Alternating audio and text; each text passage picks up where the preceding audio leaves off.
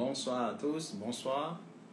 J'espère que vous allez bien et que vous avez passé une très bonne journée. Aujourd'hui, nous allons parler du cancer du sein. Et je vais donc inviter Dr Hamouda Salami à nous rejoindre.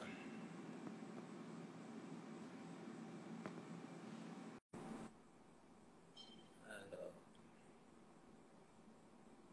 Dr Salami.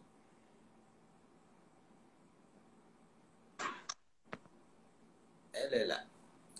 Bonsoir Hamouda. Bonsoir. J'ai du mal à entendre. Là, c'est bon? Oui, attends.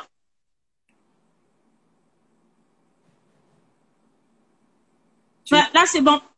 Tu m'entends là? Difficilement, en fait, il pleut un peu. Ah, Là.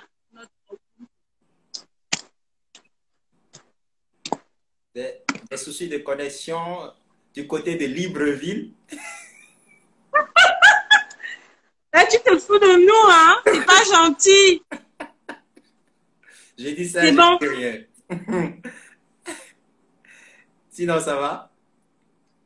Ça va bien et toi? Oui, super, super, je vais bien. Attends, je vais Ok. ajouter, je vais ajouter Stéphanie. Ça fait ça. Petit problème technique. Un instant. Ouais, le temps que Stéphanie nous rejoigne. Est-ce que ça va tenir?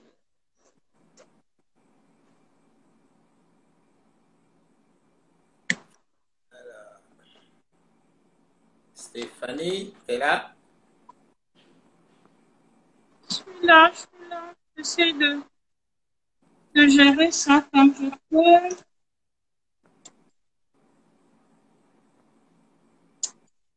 Attends, un instant. Ok. J'essaie d'ajouter Stéphanie pendant que Amanda règle ses petits soucis techniques. Alors, Stéphanie.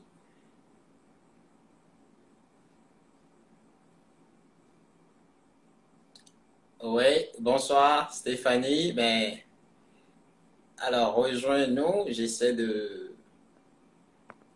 t'envoyer l'invitation. Voilà. Coucou. Ah, voilà. Bonsoir Stéphanie. Bonsoir Ismaël. Comment tu vas? Je vais bien et toi? Oui, ça va. Et ta journée? Ça va. Très laborieuse, mais ça va. Ok.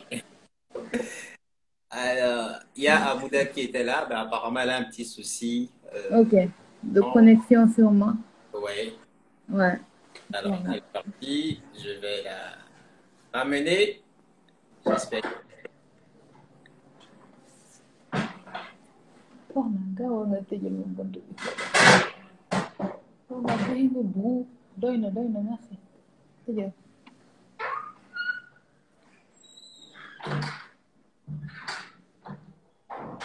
Sinon, quoi de neuf? Et le stage, ça se passe bien? Oui. Non, ça c'est très dur. Super dur. Le fait de reprendre le rythme de l'hôpital, là, j'avais perdu cette habitude-là. Un an sans stage. Pardon? Je t'entends J'ai dit, difficilement. j'avais perdu l'habitude de stage après un an. Ouais. Ouais, mais ça va, ça va. On essaie de se réadapter au rythme. Ouais, du courage, tout doucement. Tout doucement. Oui, tout doucement. Alors, Docteur Hamouda Salami, on essaie une nouvelle fois. Je pense que c'est plutôt la connexion, mais bon, on va y arriver. Oui. Les aléas du Après, direct. ça a un problème. Ou bien elle va en 4G, peut-être. Ça va. Ouais. Mais elle est du côté de Libreville. Hein. C'est pas ici. Ah, elle va au Sénégal, ouais. Bleu. Ouais. Donc, je comprends un peu que ça soit pas Ouais. easy. Mais elle est là. Bravo. Enfin de retour. Ben, bienvenue. Merci. Bonsoir Bonsoir. Stéphanie. Bonsoir, Ça Amanda. va? Comment vous allez? Oui, ça va et vous? Merci, ça va bien. Ah, Dieu merci. Alors, bon, nous allons commencer puisque vous êtes toutes deux présentes avec une bonne connexion. Oui, autant en profiter. Alors, Amouda, ma première question. Amouda, Elle repart. ouais, je pense que c'est pas très stable de son côté. Mm.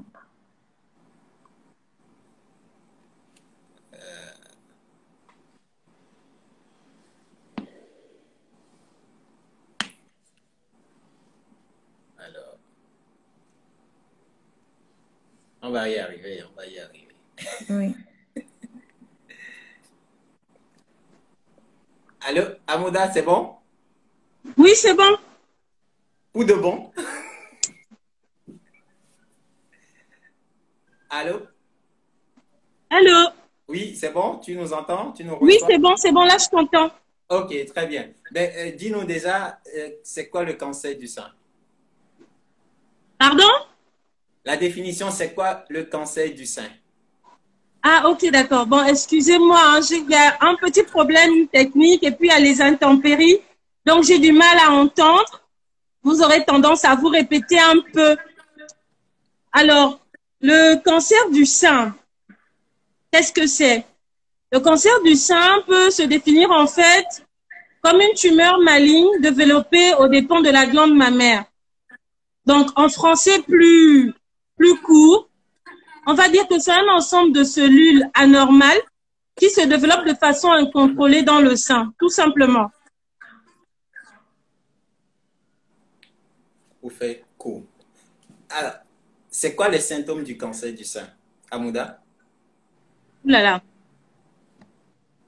Alors, pour les symptômes du cancer du sein, il faut savoir que le cancer du sein a plusieurs symptômes et les tableaux cliniques sont un peu multiples. Très souvent, ça peut être de découverte fortuite en fait. Lorsque la femme elle-même, elle palpe ses seins, elle découvre une boule. Ou sinon, c'est lors d'un examen systématique, donc chez un médecin, il découvre la boule, ou bien lors de la réalisation d'une mammographie. D'accord?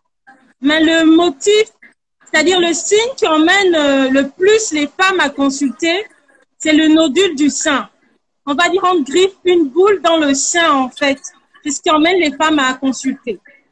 Maintenant, sinon, il y a d'autres signes comme un écoulement provenant du sein et l'écoulement le plus suspect, le cancer du sein, un écoulement sanglant.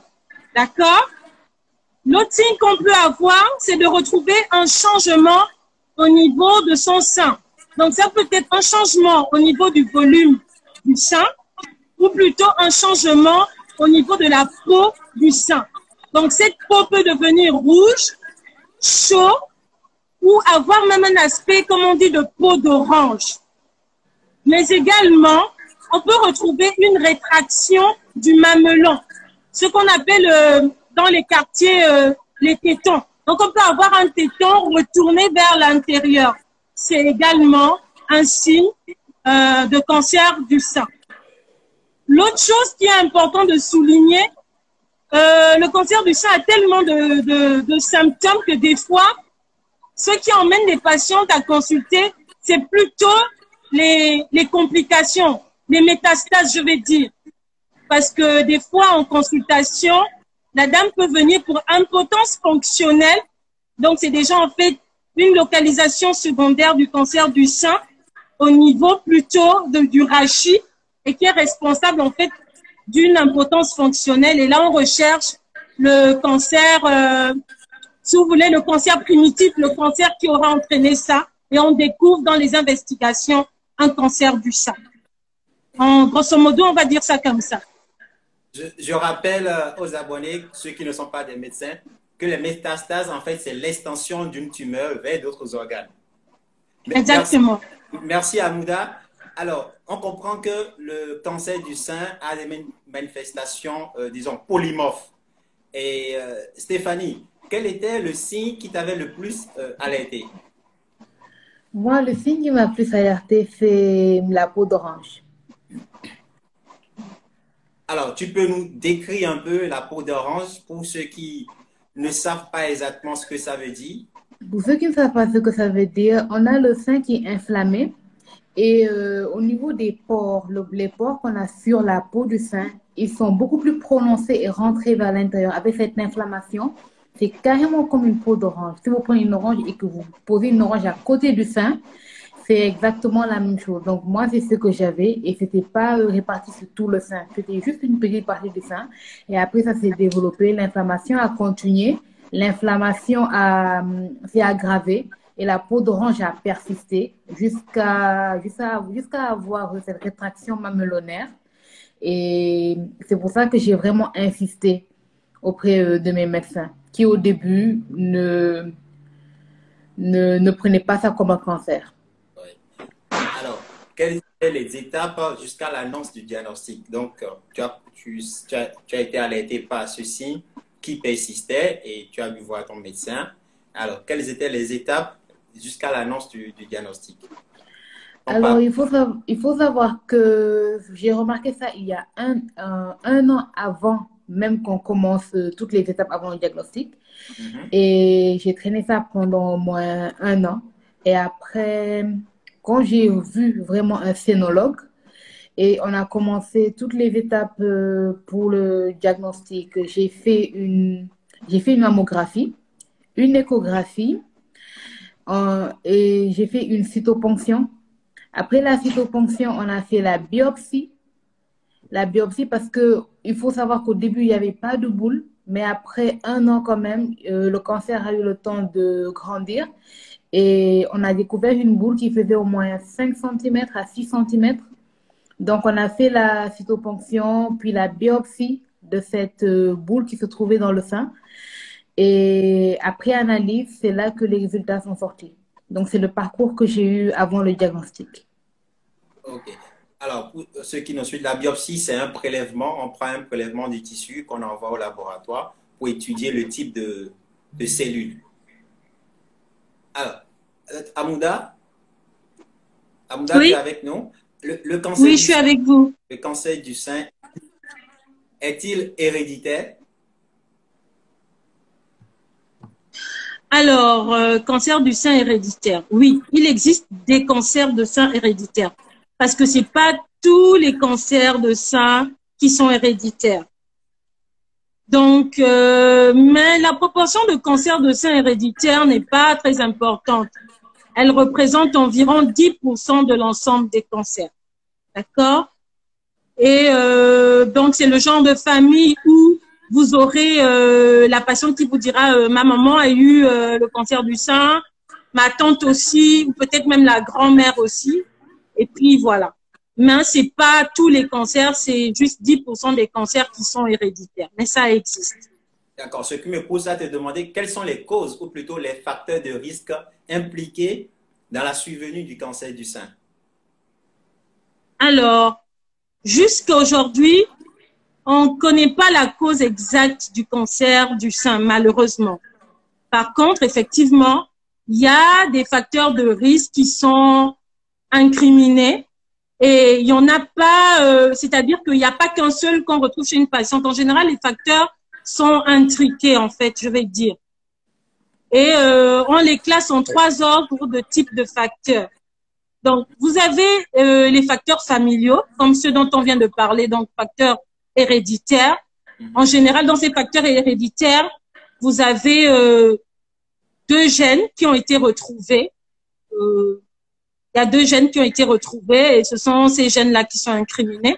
Maintenant, hormis les facteurs héréditaires, vous avez les facteurs hormonaux. Et ça, ce sont les facteurs, comment je vais dire, ce sont les plus incriminés, en fait, les facteurs hormonaux. Et ils sont liés, en fait, à l'hyperestrogénie.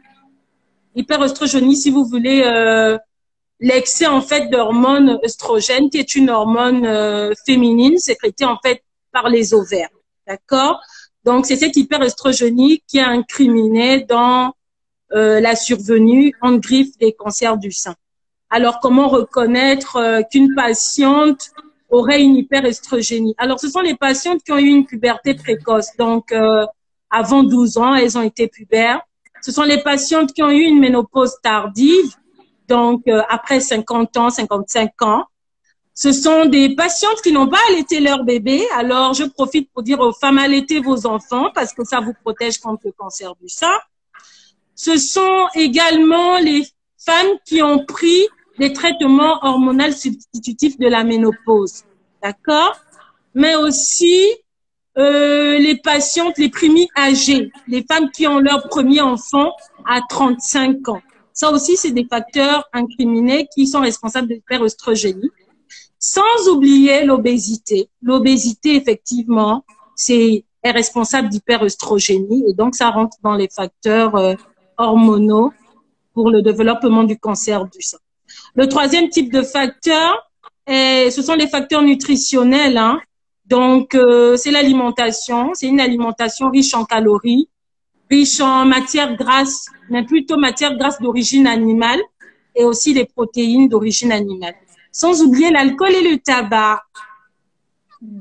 Donc, c'est essentiellement ces facteurs-là qui sont incriminés dans la survenue du cancer du sein. Mais est-ce qu'il arrive des fois qu'un cancer du sein soit diagnostiqué sans qu'il y ait de facteurs de risque identifiés?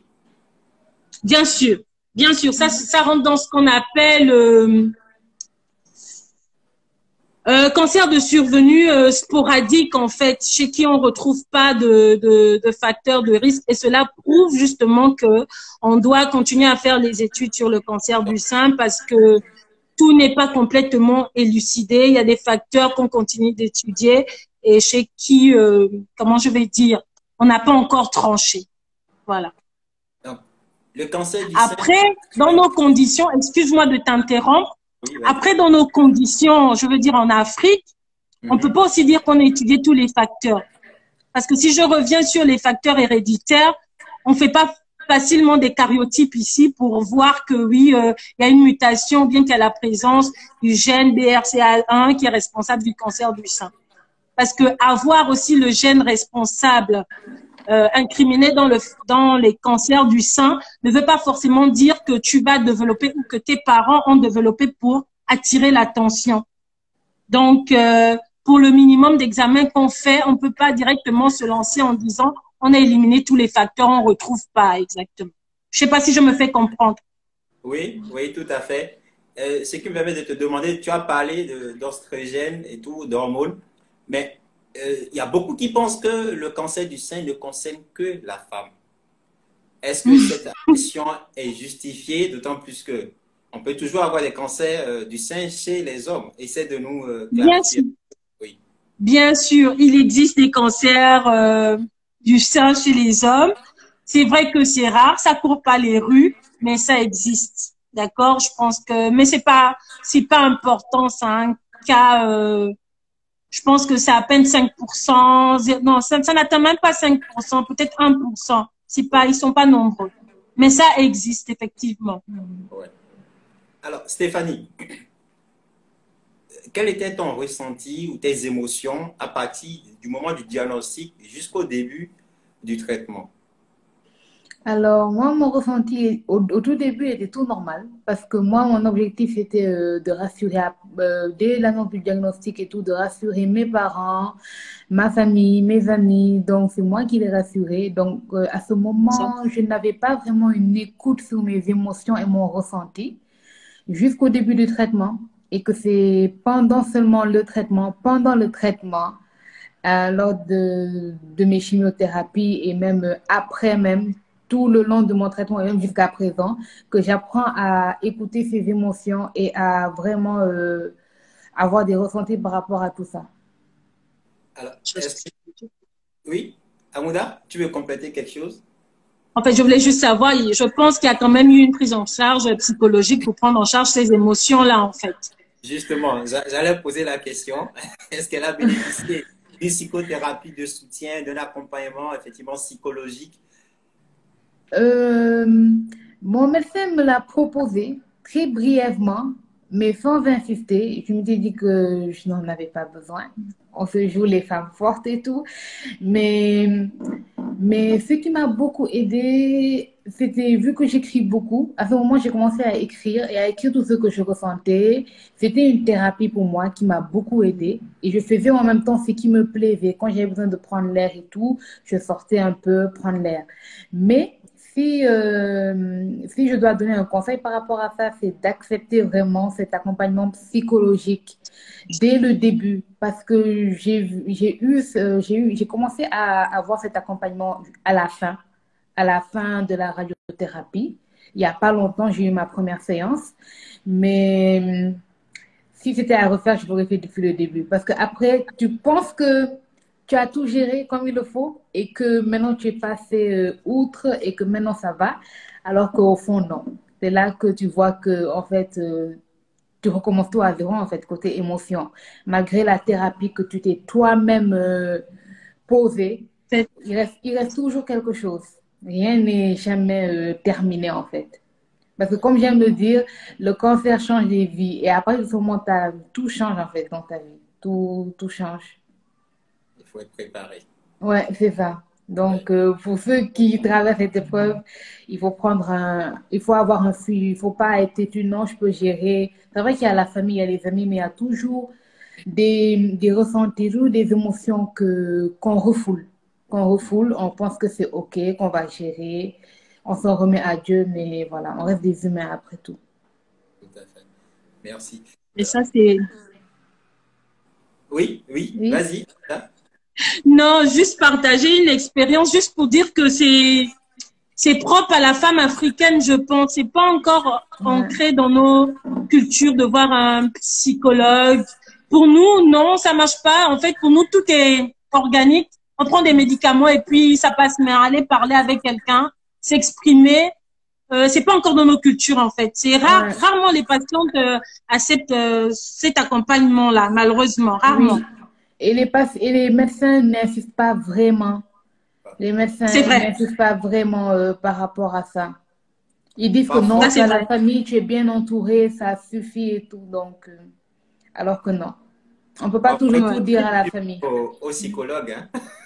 Ouais, Mais effectivement, il faut faire la part des choses. Il faut un accompagnement psychologique. Et oui, c'est c'est très important. important. C'est très Oui. important.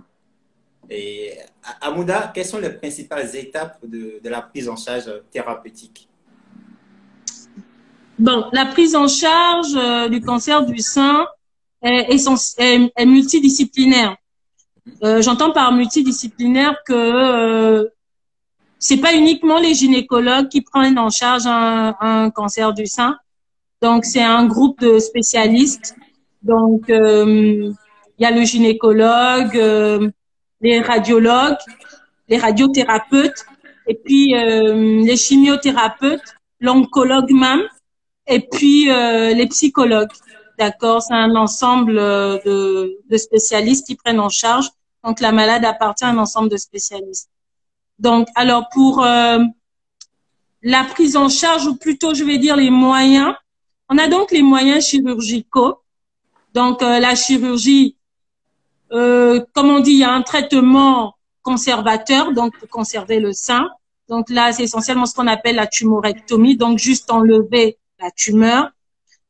Mais il y a le traitement également radical mutilant, qui également, effectivement, traumatise les patients, ce qui est normal parce que le sein, c'est la beauté de la femme. Donc, c'est la mastectomie, donc l'ablation du sein. À cela s'ajoute ce qu'on appelle le curage axillaire, donc l'ablation des ganglions pour diminuer le risque de récidive, en fait.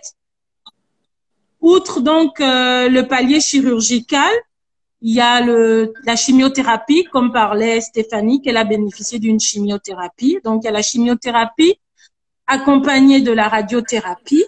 Mais il y a également ce qu'on appelle l'hormonothérapie, parce que les cancers du sein, comme on l'a dit dans les facteurs de risque, on a parlé de l'hyperœstrogénie. Donc, le plus souvent, ce sont des cancers hormonodépendants. Donc, il y a l'hormonothérapie qui fait partie du traitement.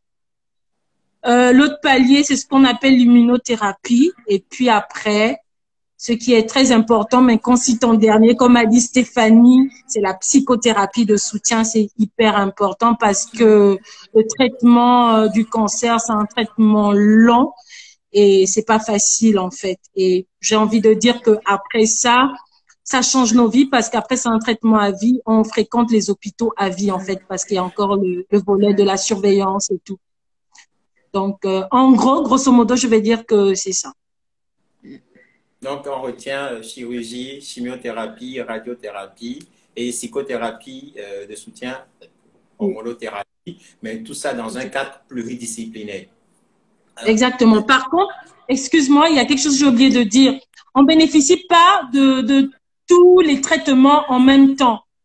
oui. Le traitement est fonction, en fait, du stade auquel on a découvert le cancer du sein, en fait. C'est fonction du stade et c'est en fonction du stade, du type, en fait, aussi de cancer. Après, le résultat n'a pas, comme elle l'a dit, après la biopsie, ce qu'on trouve, c'est en fonction de ce type et du stade du cancer qu'on choisit par quel moyen thérapeutique on commence la prise en charge.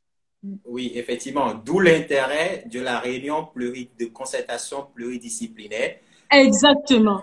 Qui permet de choisir le traitement adapté, approprié à chaque patient, à chaque type de patient, parce que nous sommes tous différents, nous ne présentons pas forcément les mêmes symptômes, les mêmes types histologiques de tumeurs, et l'extension n'est pas la même pour tous les patients. Donc, effectivement, d'où cette réunion avec plusieurs spécialistes pour effectivement décider de quel traitement ou de quel suivi ou quel parcours pourra bénéficier la patiente. Voilà. Alors, Stéphanie, parlons de la chimiothérapie. Quels étaient les principaux effets secondaires de la chimiothérapie? Moi, j'ai eu l'impression de vivre tous les effets secondaires de la chimiothérapie. Au début, les médecins me disaient, et ce que j'ai eu d'ailleurs, ce que j'ai eu, la chute des globules rouges et des globules blancs, une asthénie, une fatigue mais constante. Ça, au moins, j'ai eu tout au long de la chimiothérapie et même un peu après. Et jusqu'à présent, il y a des effets qui continuent. Les neuropathies périphériques et la chute des cheveux, bien sûr. Avec ce traitement de la chimiothérapie, il y avait la chute des cheveux, la chute des fanères, des ongles, des poils. Les mucites, ça n'arrive pas à tout le monde, mais moi, je pense que je peux citer vraiment plusieurs effets secondaires, mais ça dépend des personnes. Alors, j'ai eu plusieurs mucites, le syndrome main-pied, le décollement syndrome main-pied, le décollement même de la peau au niveau de la plante des pieds, arrivé à un moment. Les neuropathies, oui, j'ai déjà dit, les œdèmes et plein d'autres effets, des troubles digestifs. J'ai eu des troubles digestifs, mais j'avais pas de vomissement, perte d'appétit, oui, perte d'appétit, nausées, et encore plein d'autres effets secondaires, hein. Mais c'était pas les principaux. Donc, voilà, c'est ça. Mais il y a des effets jusqu'à présent que je ressens comme les neuropathies périphériques. Donc, voilà. Et de la fatigue de temps à autre, donc. Mais ça va. Du courage. Ouais. Du courage. Effectivement, du courage. Et j'ai envie de dire qu'elle est brave, hein, elle est très brave. Oui, tout à fait. Mais Stéphanie, tu fais des études médicales? Oui, je suis en 7e année de médecine. J'ai oublié de faire les présentations dès l'entame. Parce qu'une patiente lambda ne parle pas de neuropathie périphérique. Oui, j'ai vu ta réaction quand elle parlait de neuropathie périphérique. J'ai compris tout de suite. En fait, c'est moi. J'ai oublié en fait de faire les présentations comme cela se doit, avec la connexion. Qui buguait. Donc, on est allé à l'essentiel, mais je pensais me rattraper à la fin quand même. On est encore là. D'accord. Alors, Amouda, pourquoi est-il si important de se faire dépister? Alors, le dépistage est primordial le dépistage a fait ses preuves. C'est ce qui a permis de réduire la mortalité. Et je vais parler comme un médecin, la morbimortalité des cancers, d'accord? Donc voilà, en fait, en français facile, il est simple de faire le dépistage parce qu'il permet de découvrir tout simplement le cancer à un stade précoce, sinon ultra précoce. Et découvrir le cancer à un stade précoce assure en fait, si vous voulez, d'une guérison du cancer du sein. Par contre, très souvent, on les découvre à un stade tardif, ce qui fait que on fait plus du traitement palliatif. En fait, on peut plus guérir la patiente, tout simplement. Donc, faire le dépistage, c'est sauver des vies. En fait, c'est découvrir le cancer très tôt et pouvoir le guérir. Plus tôt il est découvert, mieux c'est et le taux de guérison est nettement meilleur. Nettement meilleur. Alors, parlons de l'autopalpation mammaire. À quel rythme doit-on faire cette autopalpation mammaire? Alors, l'autopalpation mammaire, il est recommandé de le faire une fois par mois, donc mensuellement. Et on conseille de le faire juste après les règles, juste pour être systématisé. Dès que les règles sont finies, on fait son autopalpation mammaire. D'accord? Alors, il aide en fait à ce que déjà la femme connaisse son corps parce que le fait de le faire chaque mois nous permet de nous habituer avec notre sein, comment je vais dire, son volume, la coloration, la peau, comment elle est, déjà pour mieux connaître. Et ainsi, dès qu'on découvre une petite anomalie, que ce soit au niveau de la peau ou du mamellon ou à l'intérieur carrément, on sait directement qu'il y a un souci et on consulte le plus tôt possible. Je voudrais juste ajouter que l'autopalpation mammaire, il ne s'agit pas seulement de palper. C'est vrai qu'on parle de autopalpation, mais ça a un, dans l'autopalpation, en fait, il y a l'inspection qu'il faut faire. En général, il faut se mettre devant son miroir, évidemment torse nu, et puis on est debout. On regarde d'abord ses deux seins de face, puis de profil. D'accord? Il faut d'abord regarder. Il y a une inspection qui est faite d'abord, et puis après, on passe à la palpation. Est-ce qu'il y a une forme particulière, une manière particulière de faire la palpation?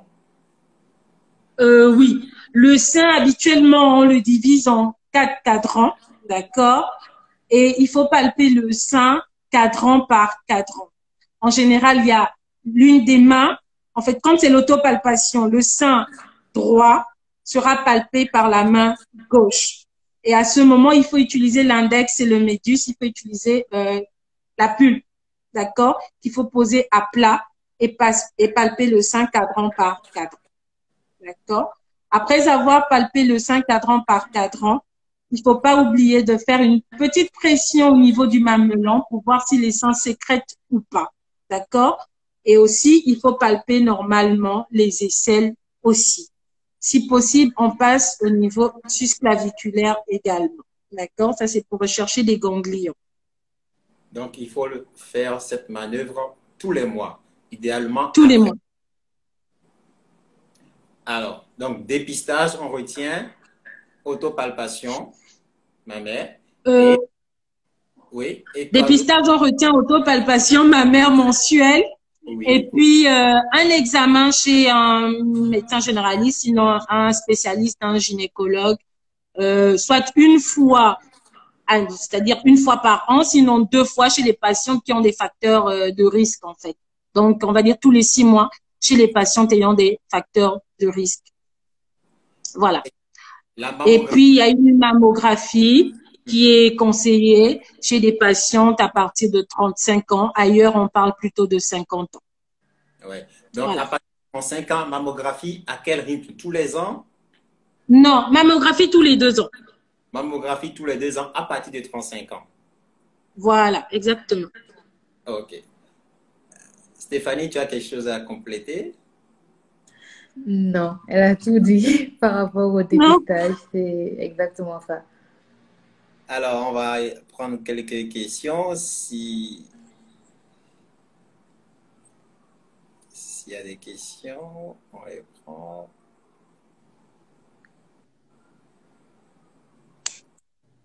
Alors, Alors Stéphanie, on est à combien de temps de la découverte de ton cancer du sein? Ça fait combien de temps? C'est depuis le 27 janvier de cette année. Donc, ça fait pas encore un Ah, an. de cette année même. Oui, Ah non, de ça fait cette même pas année. un an. Bon. Ça fait pas encore un an. Il y a eu un retentissement sur tes études, je pense. Euh, j'ai eu un retard par rapport au début de mes stages cliniques, mais sinon, non. J'ai pu faire certains examens, même pendant la chimio. Bon, j'ai forcé pour ça, mais ça va. J'ai pas eu vraiment de retard. Là, vu Très que je bien. suis en Tu es fin de formation, ça va. C'est assez. Ouais, je vais à mon relax. rythme. Ouais, c'est ça. Mais tu es Parfait. brave quand même, je pense. C'est Avec bien. une chimiothérapie, participer aux examens et tout, ouais, faire les stages, vraiment, ça c'est fort. Merci beaucoup. Alors, docteur Aldo vous salue. Aldo Djebi. Salut Aldo, ça va? Il y a une question. Le dépistage, Diane qui pose une question. Le dépistage doit se faire à quel moment chez les patientes qui ont des antécédents familiaux? Amouda? Oui, oui, je suis là. Mhm. Les patients qui ont des antécédents familiaux, c'est comme j'ai dit tout à l'heure, hein, elles font leur autopalpation chaque mois. Elles voient le médecin spécialiste tous les 6 mois pour un examen gynéco. Et puis, elles font leur mammographie, tout simplement, comme les autres patients. Il n'y a pas une surveillance particulière par rapport à ces patients qui ont un antécédent familial de cancer du sein? Non, Non. malheureusement, non. Les seuls moyens de dépistage que nous avons, ce sont ces trois-là. La seule chose qu'on fait chez elles, c'est de voir le gynécologue de façon un peu plus rapprochée, donc tous les 6 mois, chez celles qui ont un facteur de risque, c'est tout, et la mammographie tous les 2 ans toujours. Par contre, je sais que ailleurs en Europe, je sais que des patientes qui ont des antécédents familiaux comme des mères, des tantes, c'est-à-dire 2 personnes en fait de la famille ayant fait un cancer du sein, on peut faire des karyotypes, on peut faire des tests génétiques pour essayer de retrouver les principaux gènes incriminés. Et là, si ces gènes sont retrouvés, on va jusqu'à proposer une mastectomie hein, chez ces patientes-là. C'est le cas d'Angelina Jolie, hein, l'actrice. Elle a sa maman et sa tante qui ont eu des cancers du sein, je crois qui en sont mortes aussi. Elle s'est fait, je pense que tout le monde sait ça, elle s'est fait faire une mastectomie avec ovariectomie préventive. Donc, c'est un peu ça. Mais malheureusement, en Afrique, en tout cas au Gabon, on fait pas, j'ai pas connaissance qu'on fasse ces tests génétiques-là. Il y a juste une surveillance.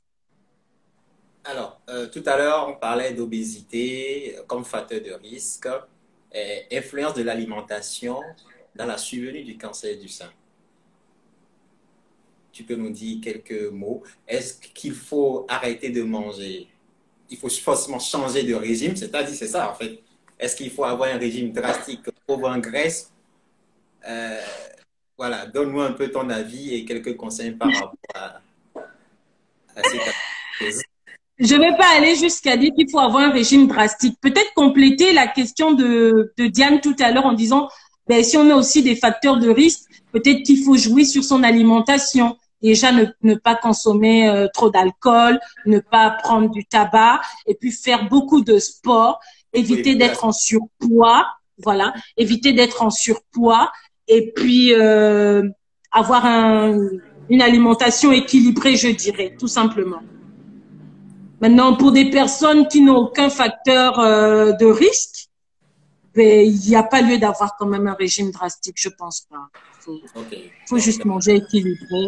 Équilibré, manger sainement. Manger sainement, voilà. La modération s'impose quand même. Exactement. Et surtout, bouger. Manger, bouger. Voilà, bouger. Le sport, c'est important. Hein. Ouais.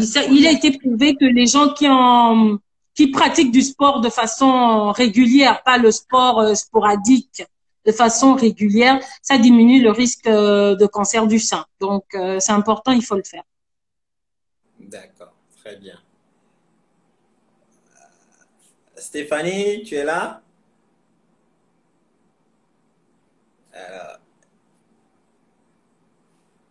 Stéphanie. Ok.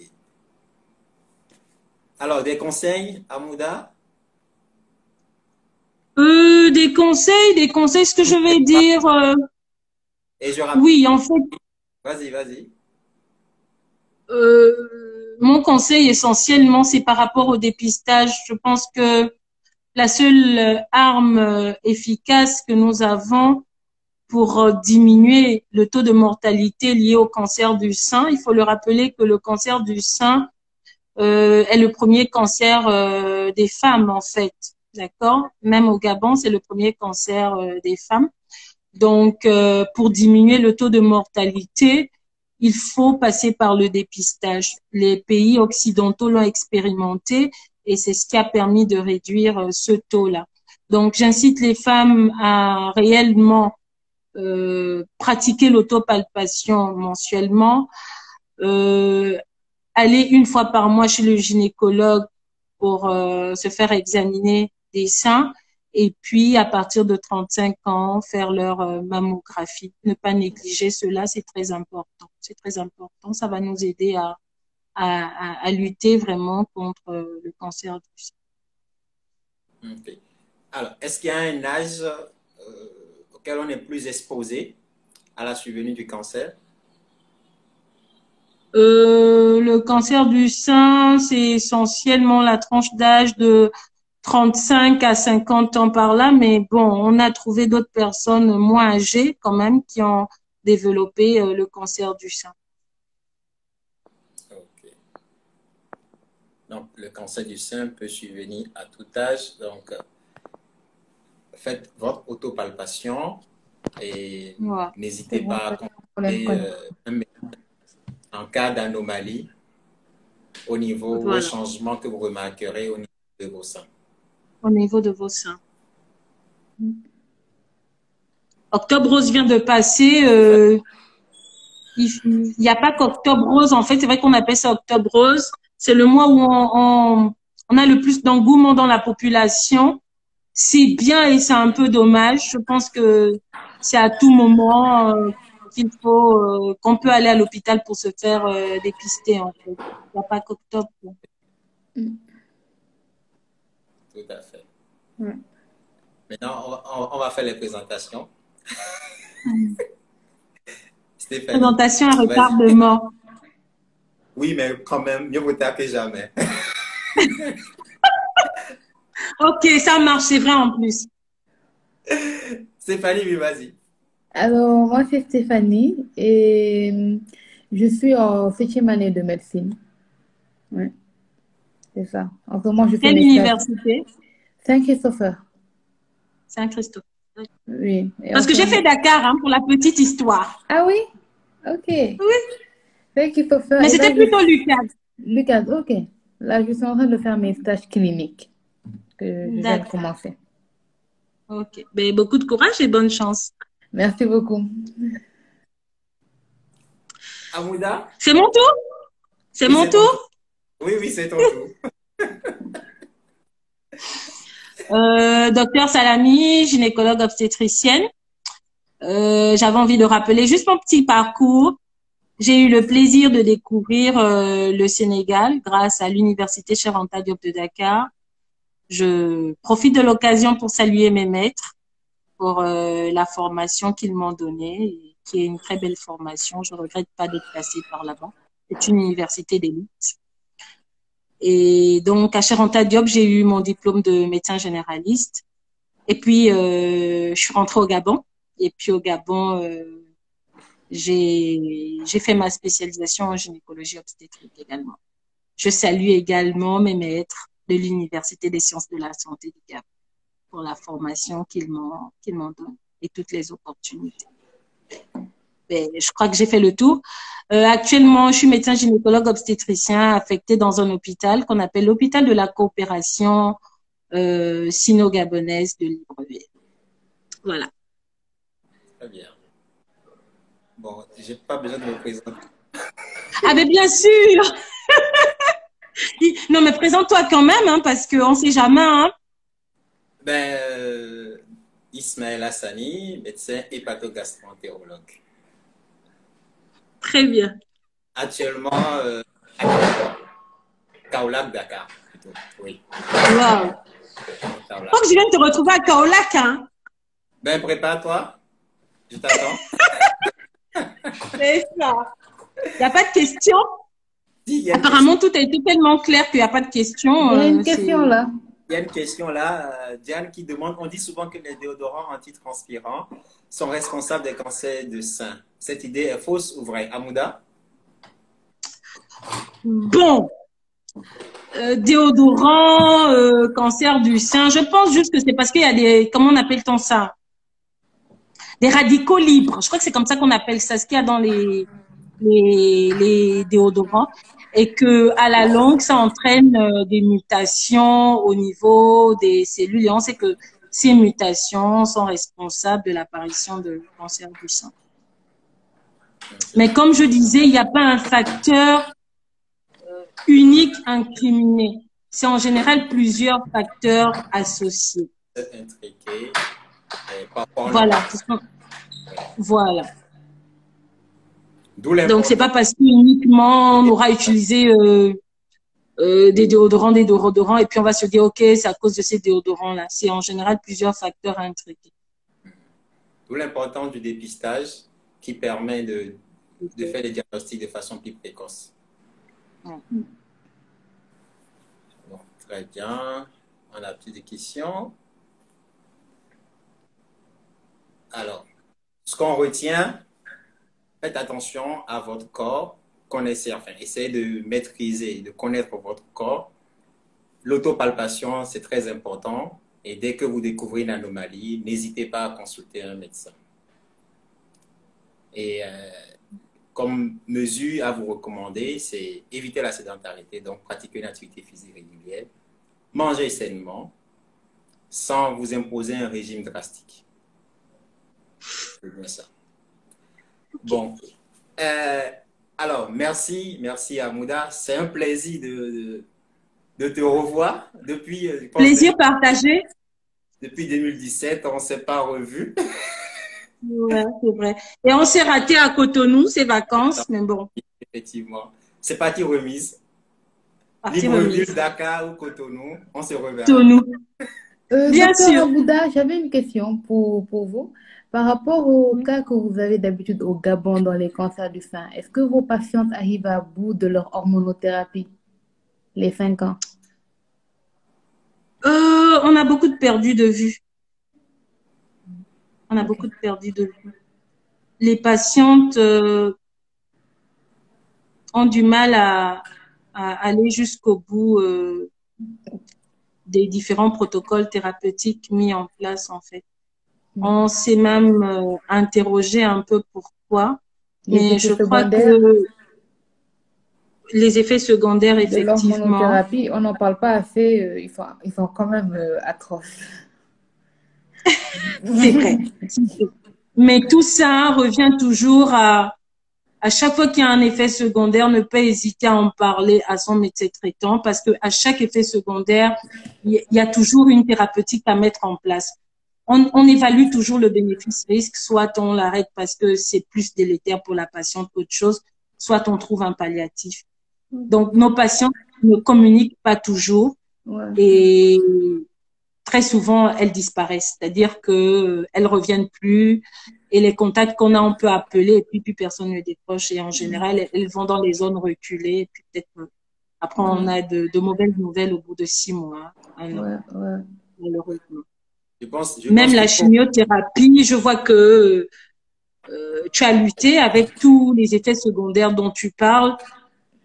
Peut-être aussi parce que tu es personnel de santé, il faut le dire comme ça, parce que sinon, il y a aussi une part de spiritualité qui est mise dans les choses au Gabon, qui fait qu'il y a l'amalgame aussi, qui fait qu'après, on ne va pas jusqu'au bout. Oui, c'est aussi l'occasion de lancer un appel aux praticiens qu'il faut qu'on apprenne à plus communiquer aussi sur les effets secondaires. Parce que quand la patiente ou la patiente n'est pas forcément préparée, c'est pas évident parce que plus elle adhère, mieux c'est et ça participe à une meilleure observance thérapeutique. Donc, il faudrait vraiment, quand vous mettez un traitement, potentiellement avec des effets secondaires, avertir, peut-être en aviser la patiente qu'elle se prépare et qu'elle puisse effectivement se rapprocher du médecin pour signaler ses effets afin que, enfin, qu'il y ait la On trouve une thérapie solution. adaptée pour lutter contre ces effets. Parce que parfois, elle peut se dire que bon, il n'y a pas de traitement pour lutter contre ces effets, donc elle préfère arrêter ou autre. Donc, il faut qu'on apprenne à mieux communiquer avec les patients, surtout quand c'est des maladies chroniques. C'est vrai, c'est vrai. Et Aldo qui pose une question, quel est l'impact psychologique de l'ablation chirurgicale du sein chez les femmes porteuses de cancer du sein? Ouh là là. Encore un volet psychologique, oui. Voilà, encore un volet psychologique. Alors, tu imagines bien que c'est vraiment pas bien vécu. On a plusieurs dames justement déjà. Ça aussi, c'est une cause de perdu de vue en griffe. Lorsqu'on annonce qu'il faut faire une chirurgie aussi mutilante, les femmes prennent l'option de partir. Elles vont soit on va prier à l'église ou si c'est à la mosquée, ou soit c'est voir les tradipraticiens et on disparaît. Tout ça justement parce qu'on a peur de se retrouver sans l'organe de séduction de la femme, je vais dire. Hein. Donc, c'est ça. Maintenant, pour celles qui acceptent comment je vais dire? De subir la mastectomie. De subir la mastectomie, parce que je pense que oui, on subit la mastectomie. Pour celles-là, effectivement, il y a un accompagnement psychologique qui se fait avant même l'annonce de la mastectomie et puis également après. D'accord? Dans le cadre de ton exercice, est-ce que cette psychothérapie, elle est systématique chez ces patientes? Oui, chez nous, elle est systématique. Dieu merci, on a un système assez bien huilé par rapport à la prise en charge des cancers et spécifiquement des cancers gynécologiques parce que on a un institut de cancérologie de Libreville et qui est pris en charge en griffe, en tout cas qui est soutenu par la fondation Sylvia Bongo Ondiba. Donc du coup, c'est quand même assez bien huilé, c'est un service, comment je vais dire, bien organisé en fait. Donc du coup, oui, il y a une psychothérapie systématique qui est proposée. Mais après aussi, les patientes sont libres d'accepter parce qu'on propose, elles acceptent et puis après un rendez-vous est pris avec le psychologue. Mais par rapport à la mastectomie, oui, il y a une psychothérapie qui est mise. Très bien. Merci. Mais ça ne garantit pas, ça ne garantit pas, comment je vais dire, ça ne garantit pas que la patiente va bien le vivre. Hein. Oui. Ouais. Oui. Voilà, exactement, ça ne garantit pas. Très bien. Après, il faut savoir qu'après mastectomie, il y a des prothèses qu'on peut se faire mettre. Hein. Il y a ça aussi. Mais bon, beaucoup n'ont pas, oui, la reconstruction, et beaucoup n'ont pas aussi ces moyens-là. Ouais. Et encore que tout le monde ne le fait pas ici, d'accord, ils sont pas nombreux. Donc, il faut après penser à faire, on va dire, une évacuation sanitaire. Et ça, c'est encore des moyens. Donc, du coup, la plupart des femmes qui ont eu une mastectomie, vous allez les voir, elles mettent, c'est un peu dommage, elles mettent des tissus, en fait, qu'elles créent pour créer un sein lorsqu'elles s'habillent et tout ça. Je pense que c'est tout ça qui est un peu difficile à vivre. Sinon, après, il y a des sociétés qui vendent des prothèses pour mettre comme ça. Pas prothèses mammaires pour faire la reconstruction, mais comment je vais dire, un peu comme des soutiens rembourrés si vous voulez, Oui. des choses comme ça. Des prothèses en textile, rembourrées. Voilà, exactement. Et d'autres en silicone aussi. Oui. Donc, c'est un peu ça. C'est pas facile, en tout cas. Oui. C'est un long chemin périlleux. Docteur Aldo te remercie et il précise que la prise en charge psychologique est très importante et la communication avec le conjoint de la patiente également. On a oublié le conjoint. Oui, on a oublié le conjoint. Comme d'habitude. Non, pourquoi? Il faut qu'ils se présentent. Lorsqu'ils accompagnent leurs femmes, on ne peut pas les oublier. C'est lorsqu'ils ne sont pas là. Ouais. Donc, soyez plus présents, les conjoints. Non, il a raison, effectivement. Oui. Merci, merci Amouda.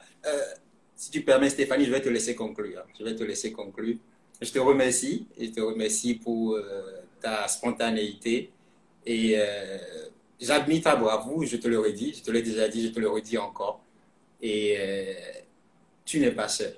Tu n'es pas seul dans cette lutte contre la maladie et l'ignorance. Tu n'es pas seul.